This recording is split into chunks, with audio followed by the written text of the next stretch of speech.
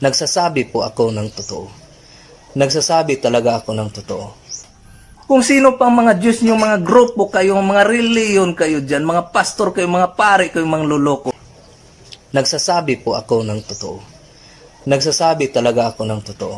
Kaya, sigurado ako na ang lahat ng mga reliyon dito sa buong mundo, imposible na sa inyo mayroong isang maliligtas. Nagsasabi po ako ng totoo. Nagsasabi talaga ako ng totoo. Hukuman po ang haharapin natin ngayong darating na mga araw. Hukuman po yan. Final judgment po yan. Paghuhukom po yan sa mga buhay at sa mga patay. So ngayon, kailangan mo ng abogado, kailangan mo ng testigos, kailangan mo ng ebidensya. Dahil haharap ka sa isang hukuman. Pag wala kang yan, itong sinasabi ko sa inyo, mangyayari talaga ito sa inyo. Matapon po talaga kayong lahat doon sa impyerno. Nagsasabi po ako ng totoo. Nagsasabi talaga ako ng totoo. Kaya sabihin ko sa inyo, kahit sa ano pang dikit ninyo kay Panginoong Divine Master Ruben Edi Reclo Sr., kahit anong dikit nyo pa kay King of all Kings Master Ruben Reclo Jr., kahit anong dikit nyo pa kay Divine Grand Master Ruben Madron Eclo I, pag ang huwis ay kinakalaban ninyo, pag ang huwis ay hindi nyo kinikilala, pag ang huwis ay hindi nyo pinapakain, pag ang huwis ay hindi nyo pinapainom, pag ang huwis ay hindi nyo kinukonsabo, ang mangyari sa inyo, impyerno pa rin talaga mga kapatid.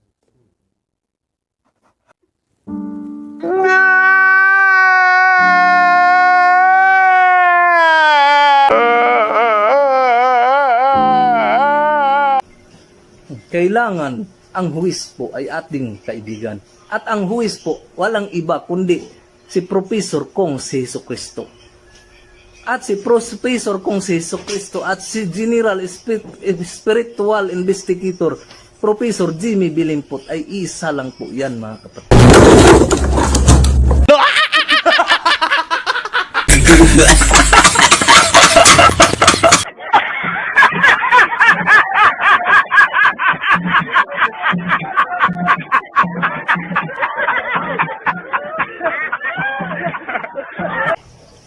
Nagsasabi po ako ng totoo. Nagsasabi talaga ako ng totoo.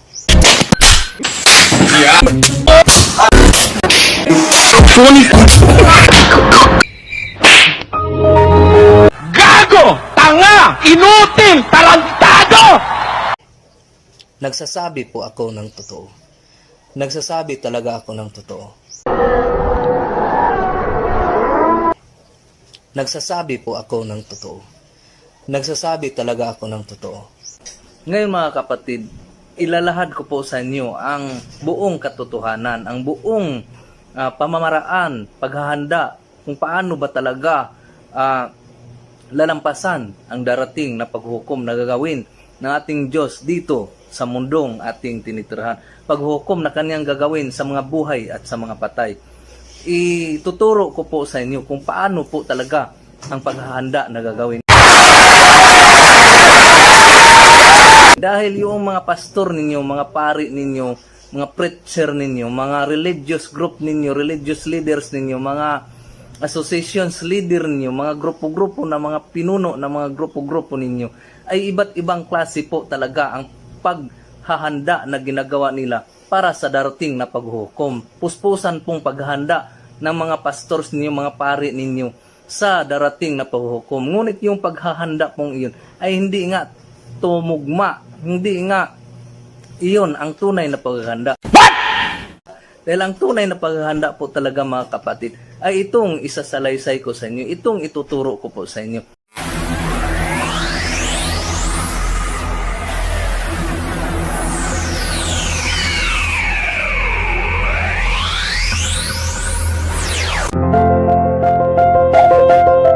Mga kapatid ko, pakinggan natin ang mensahe ng ating Divine Master.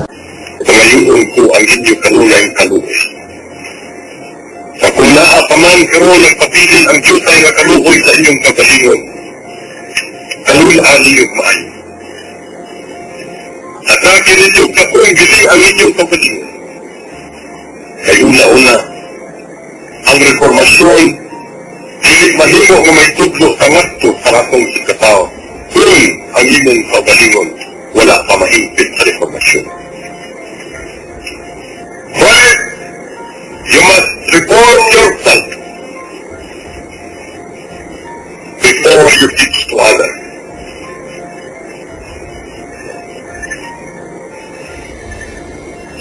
Mau ka lang sa kasistima mga igsoon. Ay nato itutlo. Ang makaroon nato sa atong katao, sarula unta ang imong kagalingon. Nagsasabi po ako ng totoo. Nagsasabi talaga ako ng totoo. At ito po yun ang tunay na paghahanda. Ito po ang ihahanda ninyo sa araw ng paghuhukom, mga kapatid. Ito po talaga. Number one po talagang ihahanda ng tao ay ang kanyang abogado.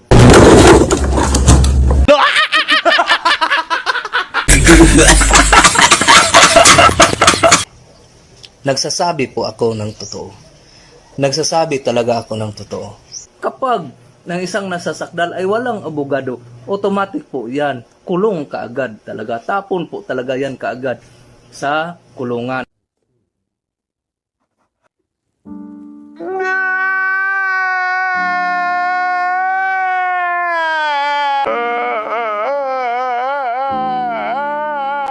Ngayon mga kapatid, paano nyo ma-hire ang isang abogado na hindi kayo nagkakakilala?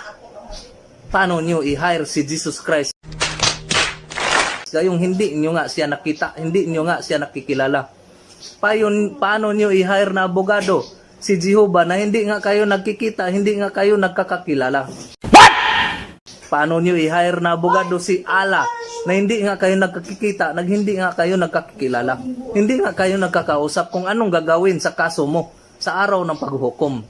Dahil sa araw ng paghuhukom, tayong lahat ay isang nasasakdal at haharap tayo sa hukuman ng Diyos. Kaya nga, mga kapatid, sa abogado pa lang, babagsak na kayo.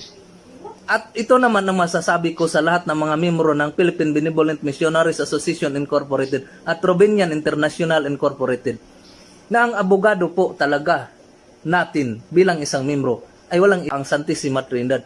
Divine, ang aking Diyos, Divine Master Ruben Iray Clio, King of all Kings, Master Ruben Virgulo Jr., Divine Grand Master Ruben Madron Iclid First. Aasahan na natin yan na sila ang mag-aabogar sa atin sa araw ng paghuhukom.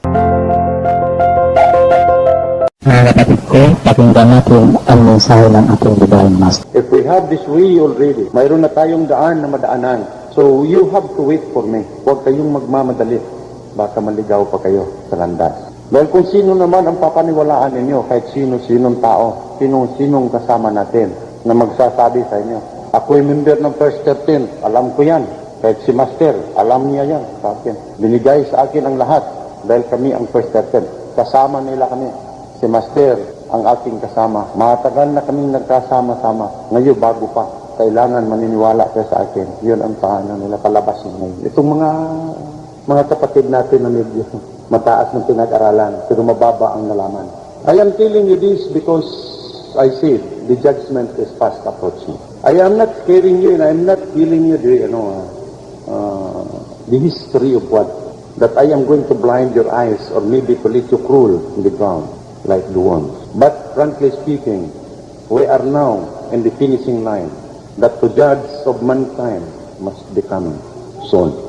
Well, if you see soon, meaning is that malayo-layo ka ng kaunti.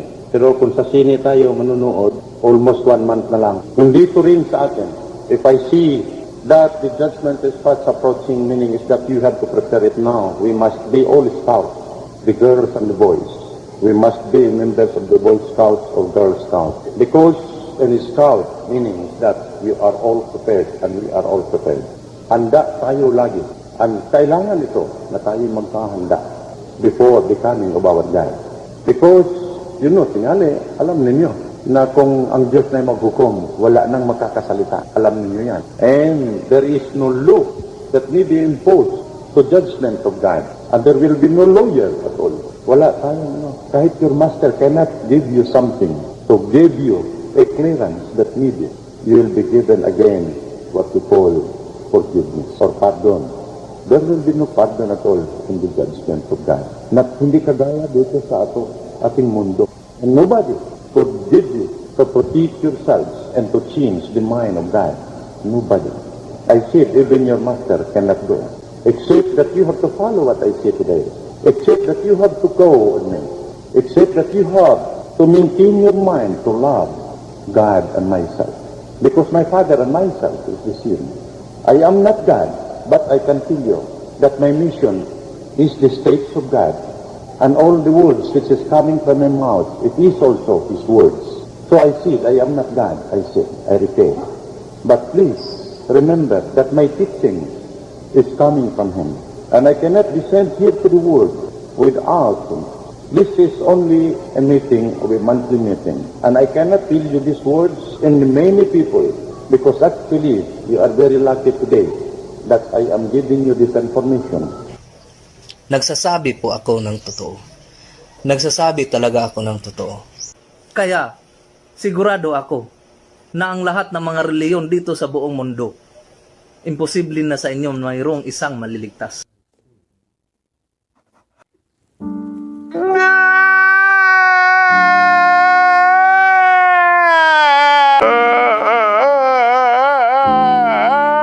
Yan po talaga ang tunay at totoo, mga kapatid. Nagsasabi po ako ng totoo. Nagsasabi talaga ako ng totoo.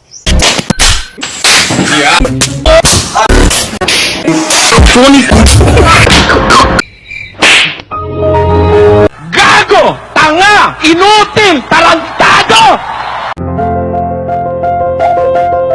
Mga kapatid ko, pakinggan natin ang mensahe ng ating Divine Master. Kaya ang Pinoon, kita din sa kalibutan wa kita makayod kung sa kining kalibutan. Sabihan niya niya ako usahay maghisgot ka ninyo, wala ko'y kalibutan o kung sa akong hisgutan.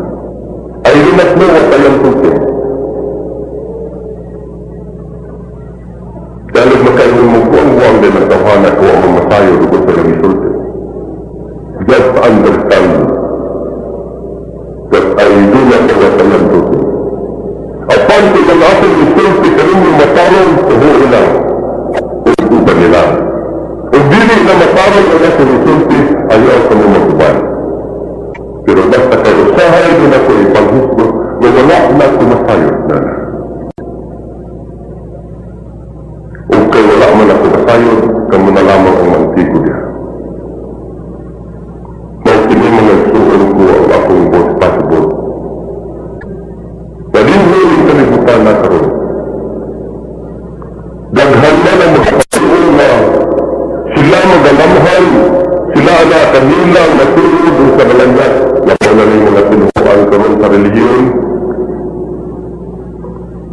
Sama karamitan sa Iglesia ni Cristo o sa Padya, magpatigbabaw ba? Ayaw kamunaan na inguna. Masunod na anak ng mga pagtuong na magpatigbabaw sa napasigardo.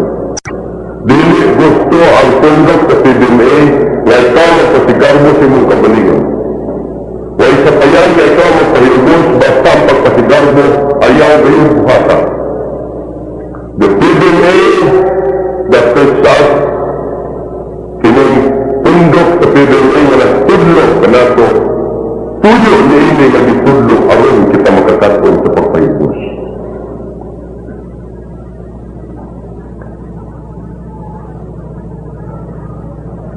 Hindi ka lang kayon na ako labaw. Kung doon na may magsulti na anak, atong isipon na kanang tawhana buang-buang. Atong isipon na kanang tawhana abnormal or wala siya sa kondisyon. Dili na ito pauhan kay buang-buang man.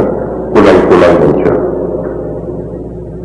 Pagbantay ka muna ini kaya naghanda pa kami niya dinhinga inong talang makuhaan ng nalipuon ang tao daw magitapos layon mo.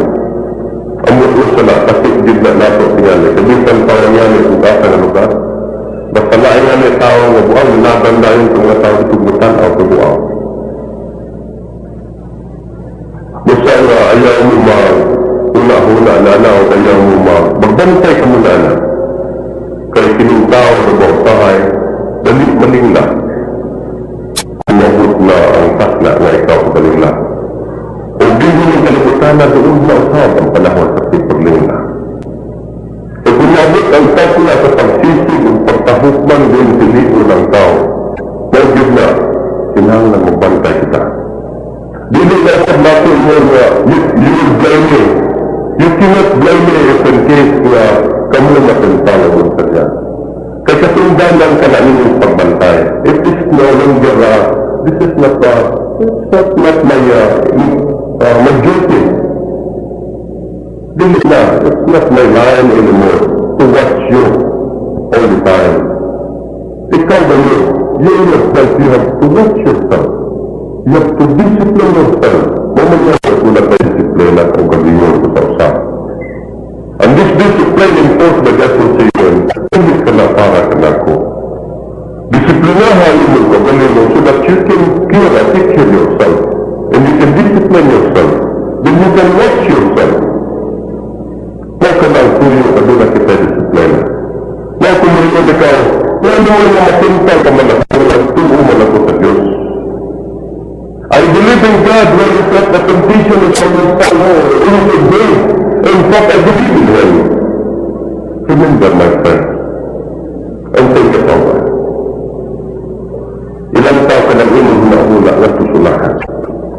Dili ang sulay ka nung ang Diyos ang wala kay pagtungo. Dili ang kapag ka nung ang mga pabuhay kung wala ka na dituluan. Kung nagtuho ka na kanya, sulayin ka pa man o tualas paluway ka ng imo pagtungo. At ang gisulay ikaw, kung nagtagituan na niya na ikaw, tuakas dito o magtuho, wala ka man magtuho ka niya. Kaya ka na mo yung pagbahan ka sa niya. Huwag magahat ka niya ang pili. Huwag tinuo ko yung sa siya na tuwa siya dito magtuho. Kaya ka na natuwa yung ito. Pero ang sahay na mo yung tumupaktilan. Wala naman ang tao, paantusun ka man ako ng kalimutan, nabugay naman ako ng antos. Wala naman ang tao na tintawin ka man ako, nabugay naman ako ng nagsakripisyo. Wala naman ang tao na sakitan ka man ako, nabugay naman ako nagpasakit.